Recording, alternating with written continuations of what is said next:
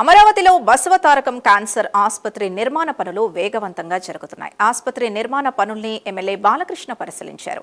నిర్మాణ పనులు వేగవంతంగా జరుగుతున్నాయన్నారు. ఆసుపత్రి నిర్మాణం కోసం వర్కర్లు రాత్రి పగలు పనిచేస్తున్నారన్నారు. 2028 నాటికి మొదటి దశ పనులు పూర్తవుతాయని తెలిపారు బాలకృష్ణ.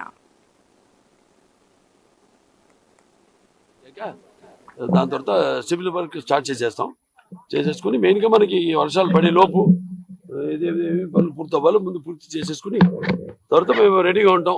వర్షాలు తగ్గగానే ఇక మిగతా ఫ్లోర్స్ అన్ని ఒక గ్రౌండ్ ఎక్స్కవేషన్ గ్రౌండ్ లెవెల్ వేసేసి అదే మెయిన్ ఇంపార్టెంట్ వర్క్. చాలా బాగా చేస్తున్నారు మన వాళ్ళంతా కూడా. ఇక్కడ వాళ్ళకి తమదిగా భావించి ఒక దేవాలయంగా భావించి అందరూ ఇక్కడ చాలా బాగా కష్టపడి పనిచేస్తాను. మన ఆసుపత్రి కూడా 25 సంవత్సరాలు సిల్వర్ జూబ్లీ పూర్తి చేసుకుని 26వ సంవత్సరాలకు అడుగు పెట్టాము. సో అక్కడ కూడా ఎక్స్పాన్షన్ జరుగుతుంది. ఎందుకంటే పెరుగుతున్న పేషెంట్స్ అంటే ఇన్సిడెంట్స్ పెరుగుతున్నారు. వాళ్ళకు తగ్గట్టుగా అక్కడ బిల్డింగ్లే కాకుండా అక్కడ ఏదైతే ఈ సంకల్పంతో ఆసుపత్రి నిర్మించారో, ఏదైతే ఈ యొక్క పేద ప్రజలకు అతి తక్కువ ధరకు ఎక్కువ ఖర్చుతో కూడిన ఈ యొక్క వ్యాధికి వైద్యం